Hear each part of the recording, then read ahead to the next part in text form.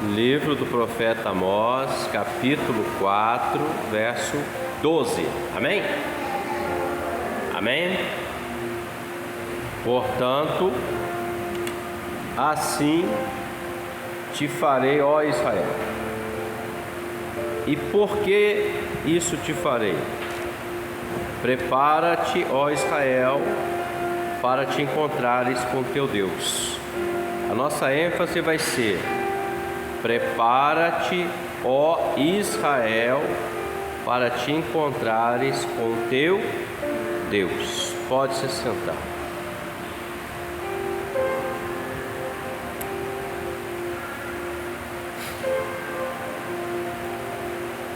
Quando o texto, a palavra fala de Israel,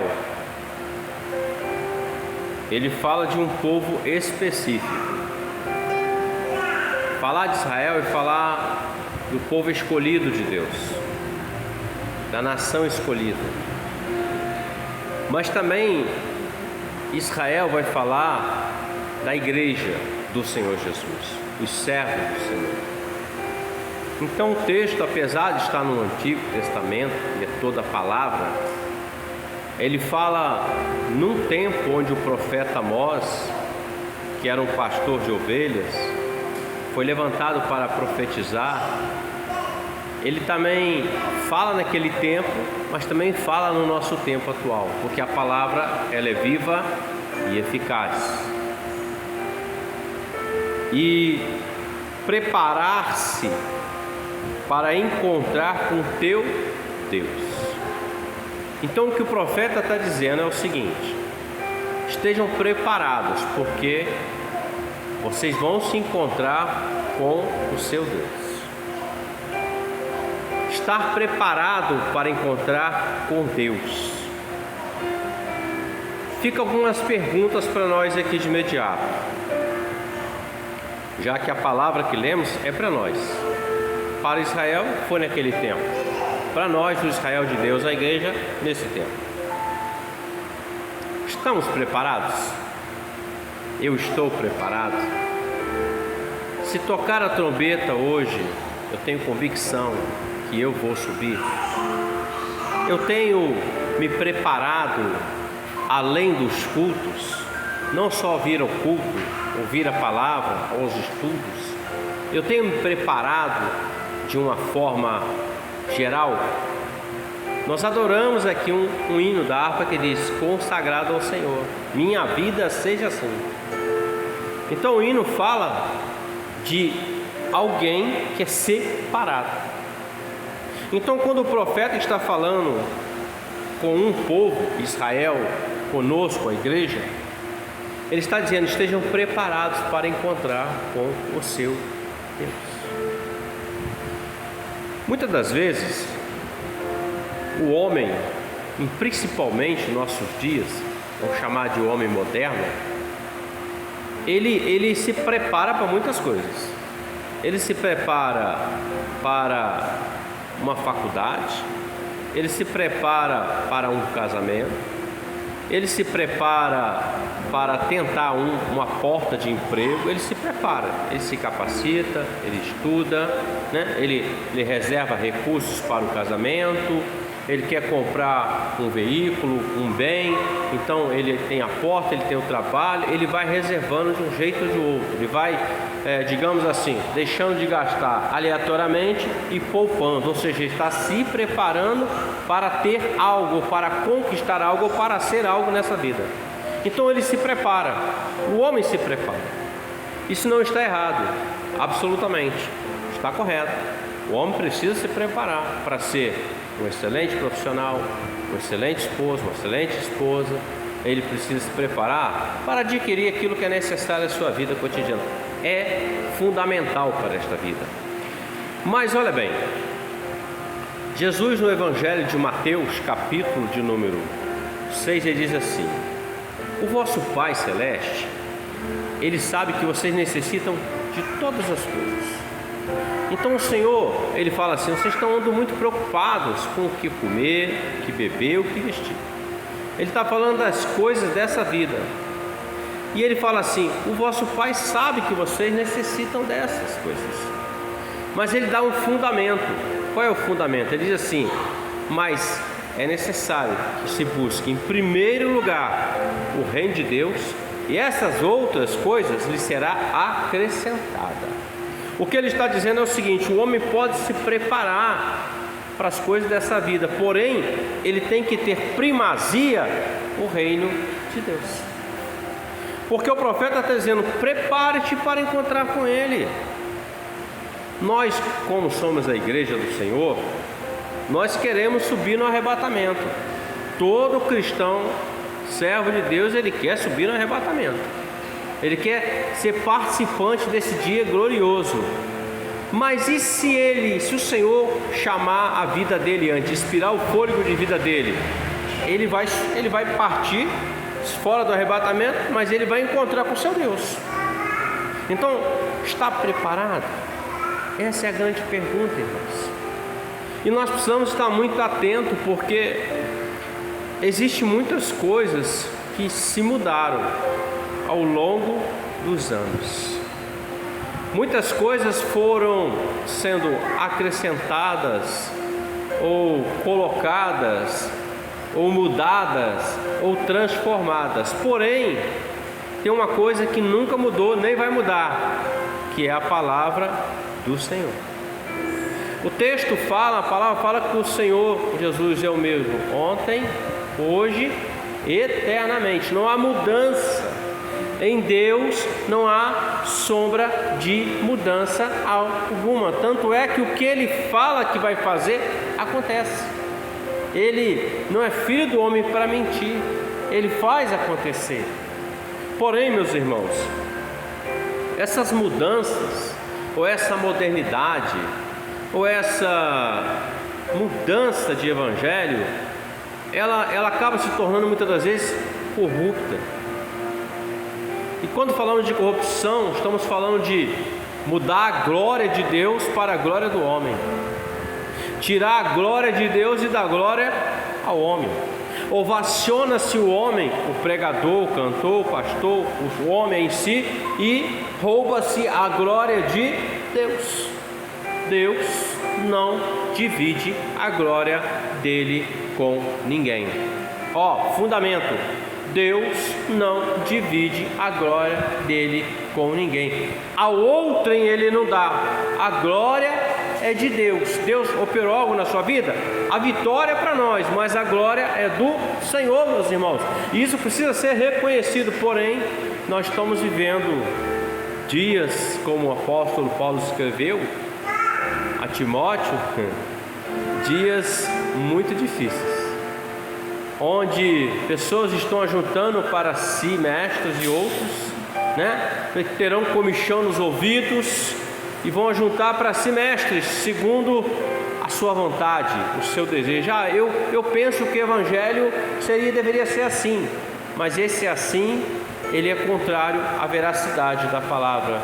Logo, naquele dia em que o homem encontrar com Deus, ele vai saber se ele viveu verdadeiramente com Deus, ou se ele viveu verdadeiramente conforme a sua vontade, o seu desejo, a sua loucura, porque isso é loucura.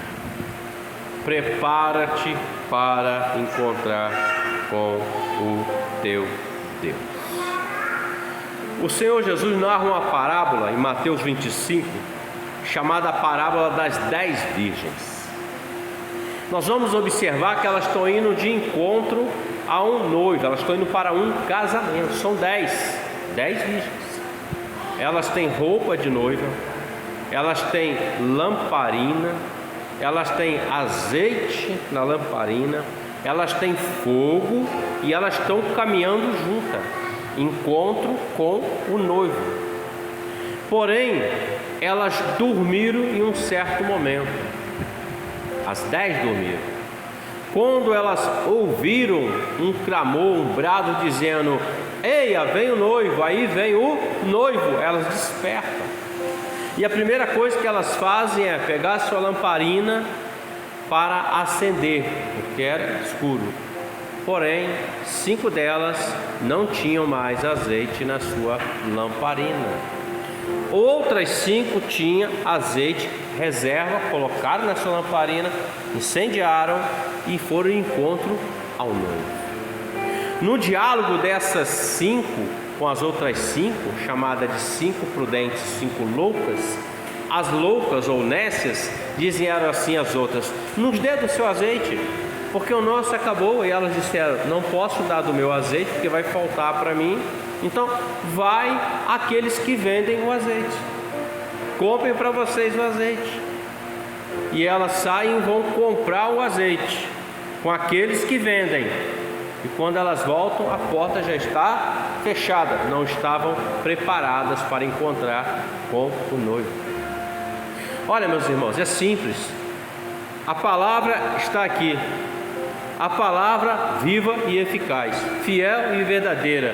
Jesus é o caminho. O Espírito Santo é que está moldando a sua noiva. Paulo diz: se nós dermos lugar ao Espírito Santo, logo nós cumpriremos a vontade do Senhor. Mas se nós dermos lugar à nossa vontade, à nossa carne, logo a nossa carne vai fazer a vontade nossa. Então, logo quando nós damos lugar ao Espírito, nós estamos nos preparando para encontrar com o Senhor. Mas se nós dermos lugar à nossa carne, nós estamos nos preparando para encontrar o Senhor num estado de condenação, afastado do Senhor, diferente da salvação eterna. É simples. Observe que o texto diz assim: vai lá e compra naqueles que vendem. Tem um monte de gente vendendo bênção aí, tem um monte de gente cobrando aí absurdos. Então aí, a vida minha e sua é uma vida dedicada. Você tem aqui o culto, nós adoramos, louvamos, mas nós devemos ter a nossa vida mais íntima ainda fora daqui, meus irmãos. Oração, jejum. Quanto tempo faz que de repente nós não estamos orando mais? Aquele jejum que você fazia, que agora já não faz mais. Aquele momento de pegar a Bíblia, meditar um pouco, já não faz mais. Aquele momento em que você dedicava ao Senhor, era consagrado aquilo pontualmente, e de repente algumas coisas foram acontecendo, já não faz mais. Isso tudo é para afastar o homem de encontrar com Deus. Não tem como. Cada um dará conta de si naquele dia.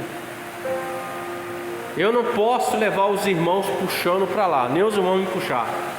O que eu posso é apacentar, orientar, ensinar e ser praticante daquilo que eu estou falando, porque também se eu só ensino, não sou praticante, logo eu sou um fariseu, eu sou hipócrita também. Então eu preciso ser praticante, não apenas ouvinte, não apenas alguém que lê, instrui, mas não sou praticante. Não adianta. Quando Jesus ensinava as pessoas ficavam assim admiradas da autoridade dele. E autoridade no contexto não quer dizer que era porque expulsava demônio, curava enfermo, não. Ele ensinava como quem tem autoridade, ou seja, ele ensinava e eles viam que a prática dele era exatamente aquilo que ele ensinava. Isso é autoridade. Porque fazer aquilo que eu mando e eu não fazer aquilo que eu mandei fazer, de nada adianta. É em vão a minha fé. É uma boa religião. É bom estar na igreja? Claro que é maravilhoso. Louvor, palavra, o Espírito Santo vem, glória a Deus. Mas por que a palavra e o louvor, o Espírito Santo age em nosso meio? Toque em você e toque em mim. Porque o Senhor está assim, despertando-nos, nos sacudindo. Fica firme, vai um pouquinho mais, busca um pouco mais. Jesus fala o seguinte na palavra, diz assim: se alguém te convidar para caminhar 1 milha, caminhe 2. Ele está dizendo: vá um pouco mais. Hoje eu li um capítulo, amanhã eu leio 2. Eu orei aqui, 3 minutos, 2 minutos, não vamos ficar marcando tempo, mas eu orei bem, orei um tempo legal, gostoso. Amanhã eu vou procurar orar um pouco mais. Hoje eu fiz um jejum de 12 horas, amanhã eu vou tentar de 16. Vá um pouco mais. Porque seja rico, seja pobre, seja bonito ou seja feio, digamos assim, tenha condição ou não, vai encontrar com o Criador. Todos vão encontrar com o Senhor, queridos. O Senhor chamou cada um aqui para uma obra. A sua obra, qual é a obra? A obra do Espírito Santo. Primeiro, Ele te salva, nos salva. Segundo, Ele te batiza com o Espírito Santo. Então logo o Espírito Santo habita em você e habita em mim. Aí Ele nos dá, empresta, digamos assim, os dons espirituais, os talentos para nos capacitar a realizar a sua obra. Qual é a sua obra? Anunciar às pessoas, testemunhar do Senhor, a obra de Deus. Porém, muitos não fazem. No mesmo capítulo 25 de Mateus, Jesus também fala acerca da parábola dos talentos, que foi dado a 3 pessoas. A um foi dado 5 talentos, a outro foi dado 2 e a um foi dado 1, na medida da capacidade de cada um. Por quê? Porque Deus não vai pedir nada a você nem a mim do que não sejamos capazes de fazer. E com detalhe, Ele nos dá a capacidade para isso. O que recebeu 5, trabalhou, porque o texto diz assim: granjeou, ou seja, ganhou, trabalhou por aquilo. Ele tinha 5, logo ele ganhou mais 5. Então eu entendo o seguinte: aquilo que Deus coloca na minha mão, no mínimo, vai ser multiplicado 2 vezes mais daquilo que Ele colocou na minha mão. O que tinha 2, a mesma coisa, mas o que tinha 1, o texto diz que ele enterrou na terra e viveu a vida dele, sem se preocupar que um dia ele ia encontrar com Deus dele, aquele dono do talento. Tem muitos que estão aí enterrando de 2 formas: não vai fazer, não quer fazer e não faz. Outros estão enterrando na terra o que? Deus deu o talento, o dom, deu. Então ele está buscando só as coisas de baixo com aquele dom, com aquele talento, e não está buscando as coisas que são do alto, para a glória de Deus, só para a glória dele. 2 formas. Mas ele emprestou, não emprestou? Então ele vai pedir de volta. E ele chamou os 3. Primeiro que ganhou 5. Aí ele fala assim: aqui está, Senhor. Dos 5 eu ganhei mais 5, aqui tem 10. Aí o Senhor falou assim para ele: bom está, servo fiel e prudente, porque no pouco foste fiel, no muito te colocarei. Entra no gozo do teu Senhor. Preste atenção, ele foi o que ganhou mais, 5. Os outros ganharam 2 e 1. Segundo a matemática é menos que 5. Mas o texto está dizendo: foste fiel no pouco. Por quê? Porque os 5 que o Senhor deu, no conceito do Senhor, ainda era pouco. Daquilo que ele podia fazer era pouco, mas no conceito do homem era o máximo. Fiel ao Senhor. A mesma coisa ele fez com o que tinha 2. Ele apresentou outros 2. Aí o que tinha 1 veio e disse assim: Senhor, eu atemorizado, olha só, eu enterrei o teu talento na terra. Eu conheço o Senhor, eu sei que o Senhor sei quando não plantou, então eu enterrei. Ele está dizendo: eu sei quem é o Senhor. É como se dissesse assim: eu sei que o Senhor é Deus, eu sei que o talento foi o Senhor que me deu, mas eu, atemorizado, medo, enterrei. Aí o Senhor disse assim: mau e negligente servo, tire dele o talento. Preste bem atenção, gente, e dê aquele primeiro que tinha 5. E o Senhor falou algo que nós precisamos refletir muito. Ele disse assim: tirai dele e dê ao outro talento, porque até aquilo que ele não tem lhe será tirado. Como que você vai tirar algo de alguém que não tem? Lhe será tirado. Eu entendo que tem muitos que acham que estou salvo, mas não tem. O fato de eu ser um religioso não representa que eu sou salvo. Salvação é obediência ao Senhor, sua palavra. Ah, pastor, mas às vezes passam uns pensamentos. Pede perdão, eu também peço. E o erro, arrependimento. O texto está dizendo: prepara-te, ó Israel, para encontrar com o teu Deus. Meus irmãos, o tempo que estamos vivendo é tempo de se preparar. Não é tempo de ficar, não, assim, nada disso, devagando, não. É tempo de se preparar, meus irmãos, porque vai tocar a trombeta, querido. Estamos mais perto hoje do que ontem.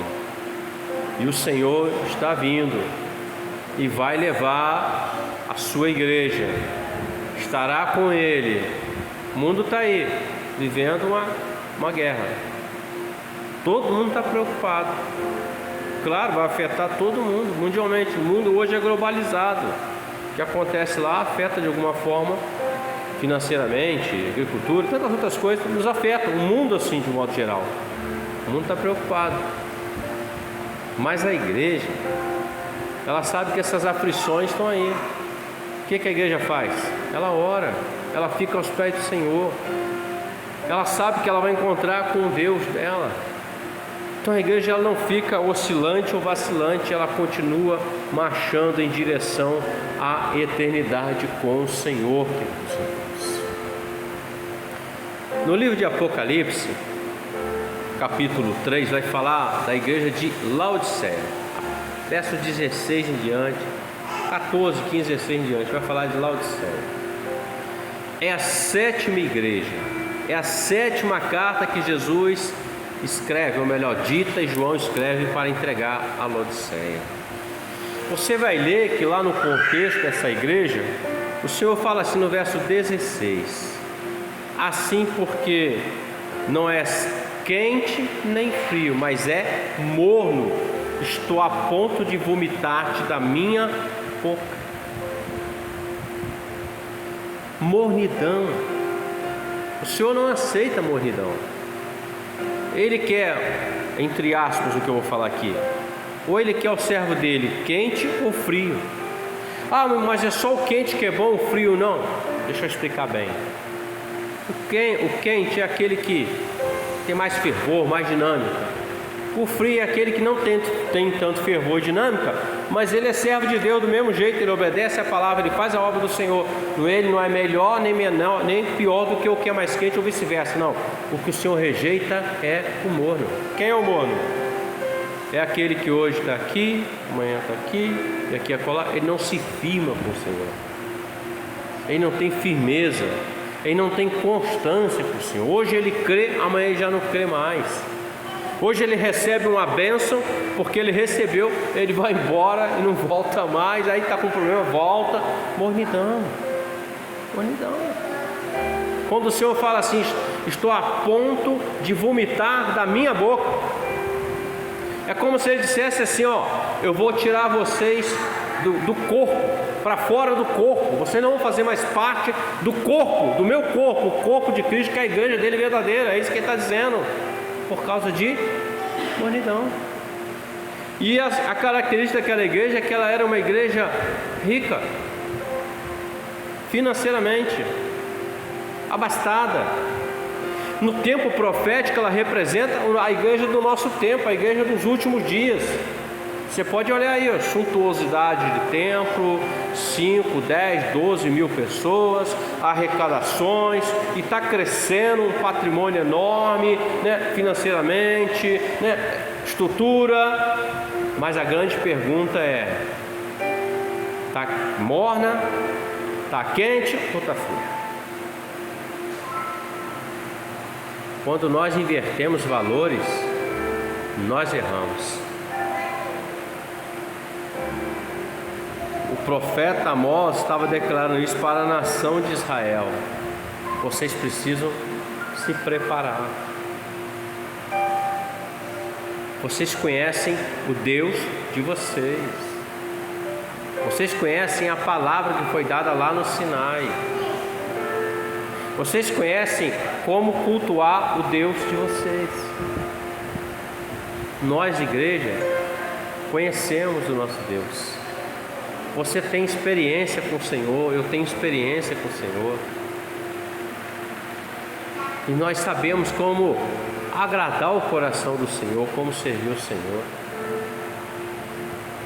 Veja bem, nós estamos aqui. Poderíamos estar em casa. Por que nós viemos a este lugar?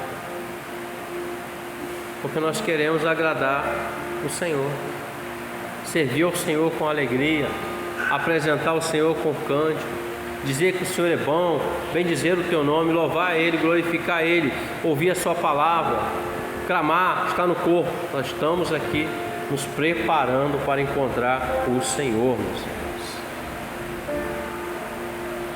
Israel, ele não se preparou, apesar das advertências.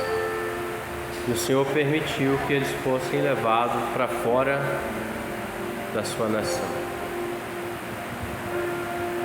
Jesus chegou e eles nem se aperceberam, não estavam preparados, porque estavam preparados, mais preocupados com a política, com a religião e com o financeiro. Esqueceram do Deus deles. Iam aos templos, faziam os sacrifícios, cantavam os salmos, orava, mas Jesus chamou eles todos de hipócritas. Hipócritas, porque falam, mas não fazem.